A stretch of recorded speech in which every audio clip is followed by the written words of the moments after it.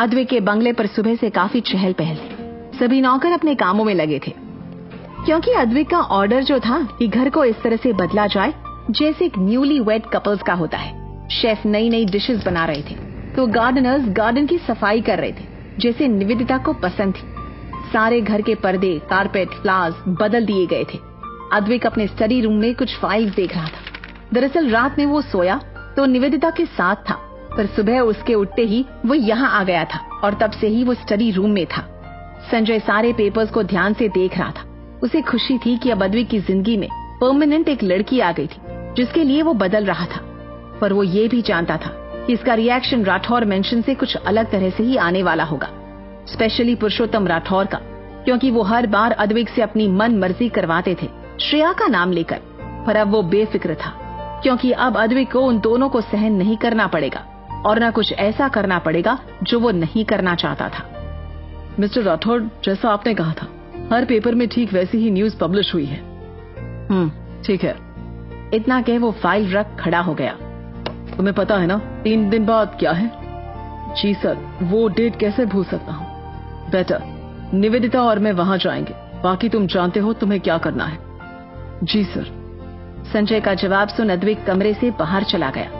बाहर इतना सब हो रहा था, पर इन सब से बेखबर निवेदिता अब तक सो रही थी। ठीक 8:30 बजे उसकी नींद खुली। आंख खुलते ही उसे ये दिन भी बाकी दिन की तरह ही लग रहा था, पर कुछ ही सेकंड्स के बाद उसे कल जो हुआ वो सब याद आ गया और उसका हाथ अनजाने ही अपने मंगलसूत्र पर चला गया। मंगलसूत्र छूते ही निवेदिता की आंखें नम हो गई। जिस कैद से वो कल तक भागने का सोच रही थी, अब वो कैद ही उसकी जिंदगी बन चुकी थी।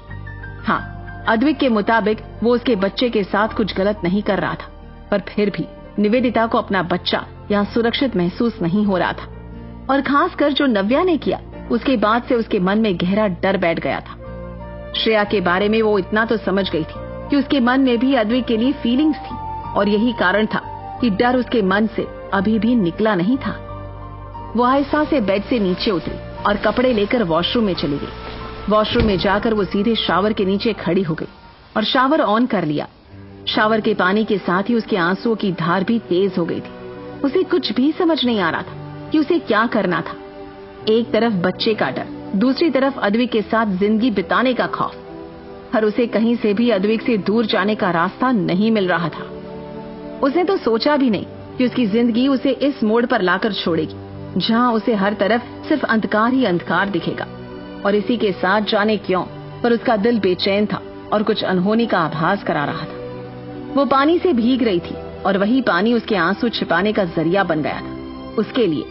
पर वो ये नहीं जानती थी कि जब वो अपने दर्द और आंसुओं को पानी के जरिए बहाने की कोशिश कर रही, ठीक उसी वक्त अद्विक ने वॉशरूम का दरवाजा धड़ से खोल दिया। दरवाजे की आवाज सुन निवेदिता चौंक कर पलट गई और सामने अद्विक को देख एक पल को वो हड़बड़ा गई। हाँ, यहाँ क्या कर रहे हैं? देखने आया था कि मेरी बीवी कैसे नहाती है। अद्विक की बात सुन निवेदिता को गुस्सा आ गया। उसकी आंखें अब भी नम थी, पर पानी की वजह से ये समझना मुश्किल था कि वो कितनी देर से रो रही थी। क्या बकवास है, बाहर जाइए आप। तुम तो ऐसे घबरा रही हो जैसे मैं तुम्हें पहली बार नहाते हुए देख रहा हूँ। भूलो मत, कई बार नहाने में मैंने भी हेल्प की है तुम्हारी। अद्विक, आप बाहर जाइए। बिल्कुल नहीं। कहते कहते अद्विक निवेदिता के करीब आ गया। निवेदिता अब भी पानी से भीग रही थी, पर उसे अपने पास देख वो परेशान हो गई। ठीक है, तो मैं ही चली जाती हूँ। इतना कह वो गुस्से में अद्विक के बगल से निकलने लगी, और उसके बगल से निकलने के दौरान ही अद्विक ने उसकी कलाई पकड़ी और झटके से निवेदिता को वापस से अपने सामने खड़े कर लिया। उसकी इस हरकत पर निवेदिता हैरान हो गई। हाथ छोड़िए मेरा अद्विक। बिल्कुल नहीं। तुम्हें क्या लगा कल की तरह तुम फिर से नाटक करोगी और मैं कल ही की तरह तुम्हें छोड़ दूंगा? ना ना बेबी, बिल्कुल भी नहीं। मुझे आपकी कोई बकवास नहीं सुननी, आप बस मेरा हाथ छोड़ दीजिए। बीवी का हाथ छोड़ने के लिए नहीं पकड़ा जाता स्वीटहार्ट। अद्विक की बात सुन निवेदिता चिढ़ गई और अपनी कलाई छुड़ाने की कोशिश करती रही, पर अद्विक ने अपनी पकड़ एक सेकंड के लिए भी ढीली नहीं की। जब काफी देर कोशिश करने के बाद भी अद्विक ने उसकी कलाई नहीं छोड़ी, तो निवेदिता ने उसके हाथों पर दांतों से काट लिया। ये देख अद्विक ने एक बार फिर झटके से उसे अपने करीब कर लिया, पर इस बार उसने निवेदिता का वो हाथ मोड़कर उसकी ही कमर से लगा दिया। अद्विक के अचानक करीब खींचने पर निवेदिता की एक पल को सांस ही रुक गई। वहीं पुरुषोत्तम जी श्रेया की बात सुन डर गए, पर उन्होंने उस डर को अपने चेहरे पर नहीं आने दिया। कहना क्या चाहती हो? मेरे कहने का मतलब क्या है ये आप अच्छे से समझ रहे हो। बेहतर है कुछ भी उल्टा सीधा करने का ना सोचे, क्योंकि अगर ऐसा किया तो मैं तो मरूंगी, पर आप भी जेल जाएंगे। और इस उम्र में जेल जाना मतलब यू नो ना how risky it is. Blackmail कर रही हो, पर कोई मतलब नहीं है, क्योंकि सबूत तुम्हारे पास कुछ नहीं है कि मैं इन सब में कहीं से भी इन्वॉल्व हूँ। पुरुषोत्तम जी की बात सुन श्रेया तेजी से हंसने लगी और फिर अचानक ही चुप भी हो गई। पुरुषोत्तम जी उसकी हर एक भाव को गौर से देख रहे थे। यही तो आप मात खा गए पुरुषोत्तम राठौर। आपको क्या लगा मैं बिना सबूत के इतना कुछ कह दूंगी आपको? अगर सच में आपको ये लगता है तो बड़े ही बेवकूफ हैं आप। जुबान संभाल कर बात करो लड़की। वहीं उनके गुस्से को देख श्रेया भी गुस्से में आ गई। और तुम अपने दिमाग को पुरुषोत्तम राठौर यहाँ मुझे धमकाने आए थे ना, पर इतना याद रखना, अगर मरी मैं तो जिंदा तो तुम्हें भी नहीं रहने दूंगी। पूरे सबूत है मेरे पास कि कैसे तुमने मेरे माँ पापा को मारा था और कैसे हमारी हॉस्पिटल को बंद करवाया था। सोचो कितनी लंबी जेल होगी तुम्हें। ऐसे ही जिंदगी के कुछ दिन बचे हैं तुम्हारे पास। अब तक चुप थी क्योंकि कोमा में थी, और जब से होश में आई हूँ तब से अद्विक को अपना बनाने की कोशिश में हूँ, वरना तुम्हें जेल पहुंचाने में मुझे एक सेकंड भी नहीं लगेगा। और एक बात, वेदांत भी तुम्हारी लापरवाही से मरा था, ये सबूत भी है। सोचो अगर ये अद्विक को पता चला ना तो जितने दिन है ना तुम्हारे पास वो भी नसीब से मिट जाएंगे। श्रेया की धमकी सुन पुरुषोत्तम जी के माथे पर पसीने की बूंदें आ गई और उनका गला सूख गया। किस सबूत की बात कर रही हो तुम? कच्ची खिलाड़ी समझा है क्या मुझे मिस्टर पुरुषोत्तम राठौर? बहुत है सबूत, वक्त पर निकाल दिए जाएंगे। तो ध्यान से आगे कदम रखना, क्योंकि मेरी जिंदगी को अगर तुम आग लगाओगे तो झुलसोगे तो खुद तुम भी। पुरुषोत्तम जी को अब समझ नहीं आ रहा था कि वो क्या करे। वो तो बस यहाँ श्रेया को भड़काने आए थे, पर अब बात उनकी जिंदगी पर आ गई थी। उन्हें कब कैसे भी वो सबूत चाहिए थे, वरना वो मुसीबत में पड़ सकते थे। ठीक है, मैं तुम्हारा कुछ नहीं करूंगा, पर तुम वो सारे सबूत मुझे दे दो। श्रेया उनकी बात सुन एक बार फिर हंस पड़ी। आपको ये बच्चों का खेल लगता है क्या कि आप कहोगे और मैं मान जाऊंगी आराम से? पुरुषोत्तम जी उसकी बात समझ नहीं पाए, पर इतना अंदाजा हो गया था उन्हें कि उसके दिमाग में जरूर कुछ बड़ा चल रहा था। कहने का मतलब क्या है तुम्हारा? तुम्हें मेरा एक काम करना होगा। ठीक है, अद्विक को तुम्हारा बनाने में मैं तुम्हारी मदद करूंगा। सोच को थोड़ी बढ़ाइए अपनी मिस्टर पुरुषोत्तम राठौर। अद्विक को अपना बनाना मुझे आता है और वो मैं खुद कर लूंगी, उसमें तुम्हारी जरूरत नहीं है मुझे। तो फिर? श्रेया उनका सवाल सुन अचानक गंभीर हो गई और उसकी आंखों में एक आक्रोश सा उतर आया। निवेदिता को मारने में मुझे तुम्हारी मदद चाहिए। निवेदिता से मेरा कोई लेना देना नहीं है, तो मैं उसमें तुम्हारी मदद क्यों करूं? मतलब है, पूरा मतलब है, क्योंकि अगर तुमने मेरी मदद नहीं की तो मैं सारे सबूत खुद अद्विक को दूंगी और पुलिस को भी। पुलिस एक टाइम तुम्हें तुम्हारे पैसे के कारण छोड़ भी दे, पर अद्विक तुम्हें नहीं छोड़ेगा, ये जानने के बाद कि वेदांत की मौत तुम्हारी जिद में हुई थी। तो अब बताओ, हेल्प करोगे या मैं अद्विक से बात करूं?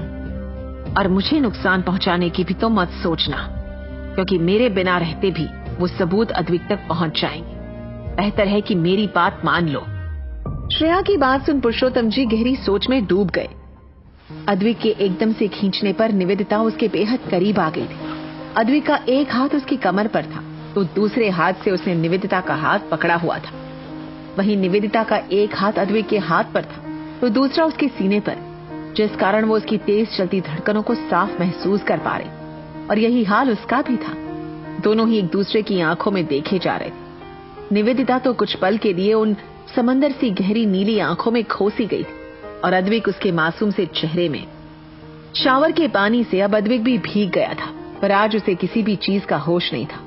पानी उसके चेहरे से बहते हुए निवेदिता के चेहरे पर गिर रहा था, पर दोनों ही जैसे किसी और ही दुनिया में गुम हो चुके थे। और इन्हीं सब में अनजाने में अद्विक का हाथ निवेदिता के हाथ को छोड़ उसके चेहरे पर चला गया और उसने आहिस्ता से उसके गालों पर पानी की वजह से चिपक चुके बालों को कान के पीछे किया।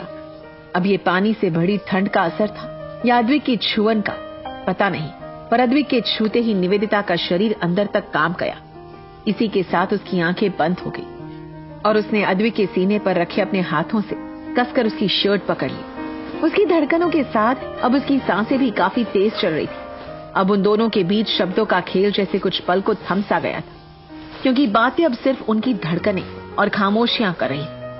और इन्हीं खामोशी को देख अद्विक ने उसकी कमर से अपना हाथ हटा दोनों हाथों से उसके चेहरे को पकड़ लिया और फिर अपने चेहरे को उसके चेहरे के बेहद करीब ले गया, इतना कि वो दोनों एक दूसरे की सांसें अपने चेहरे पर महसूस कर सकते थे। उसके बाद अद्विक ने अपने होठों से उसकी आंखों को चूम लिया। अद्विक के ऐसा करते ही निवेदिता जम सी गई और उसकी धड़कनें भी जैसे एक सेकंड को रुक सी गई थी। जबड़े अपने आप कस गए, पर गुस्से से नहीं बल्कि अपने दिल में उमड़ रहे जज्बात को कंट्रोल में रखने के लिए। उसने अपनी आंखें कसकर भींच ली। आहिस्ता से अद्विक ने उसकी दोनों आंखों को चूमा और फिर अपने होठों को उसके कानों के पास ले गया। ये आंखें सिर्फ मुझे देखने के लिए बनी है, तो फिर इनमें बिना मेरी परमिशन के आंसू कैसे आ सकते हैं? अद्विक के सवाल करते ही निवेदिता ने हैरानी से अपनी आंखें खोली और उसकी तरफ देखा। कहते हैं आपका असली हमदर्द वो होता है जो बारिश में भी आपके आंसुओं को पहचान ले, वरना ऐसे तो साथ देने के वादे लाखों करते हैं। पर आज अद्विक भी उसके आंसुओं को पानी में भीगते हुए भी पहचान गया था, और ये निवेदिता के लिए हैरानी की बात।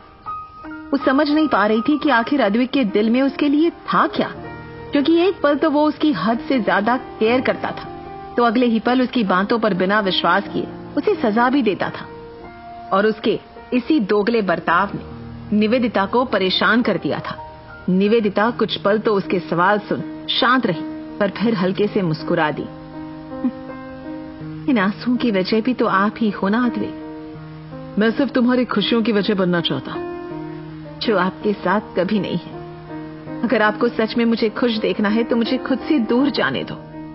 कभी नहीं, खुद से दूर मैं तुम्हें कभी नहीं जाने दे सकता। तुम क्या हो मेरे लिए ये तुम सोच भी नहीं सकती, इसलिए ऐसा कुछ मुझे करने को ना कहो जिसके बारे में तुम जानती भी नहीं।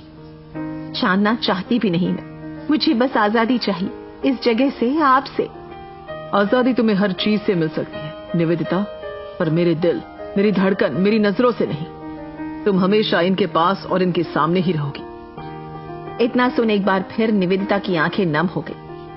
आप कहते हो कि प्यार है आपको मुझसे, तो बताइए जरा ये कैसा इश्क है आपका अद्विक, जिसमें आपका साथी खुश ही नहीं रह पाए, जहां हर पल उसे सिर्फ घुटन महसूस हो, जहां हर वक्त उसकी आंखें आंसुओं से और दिल डर से भरा हो। जानता हूं सर कि तुम्हें मुझसे प्यार नहीं है, जानता हूं ये भी कि तुम अभी खुश नहीं हो मेरे साथ, पर फिर भी मैं तुम्हें खुद से दूर नहीं कर सकता। और रही बात मेरे प्यार की, तो देखना मेरा प्यार तुम्हें एक दिन मुझसे प्यार करने पर मजबूर कर देगा। प्यार मजबूरी नहीं होती मिस्टर अद्विक राठौर, बल्कि आजादी होती। प्यार में हर वक्त पाना नहीं, कई दफा खो देना भी जरूरी रहता है। सच्चे प्यार में तो लोग मर मिटते हैं अपनों के लिए, और आप अपने ही प्यार को हर दिन मरते हुए देखना चाहते हैं। ये इश्क नहीं है अद्विक, नहीं है। ये सिर्फ आपका पागलपन है, आपकी जिद है, आपका जुनून है। इसे प्यार का नाम मत दीजिए। कहते हुए निवेदिता के आंसू एक बार फिर बह निकले थे। ये देख अद्विक ने अपने अंगूठों से उसके आंसुओं को पोंछा।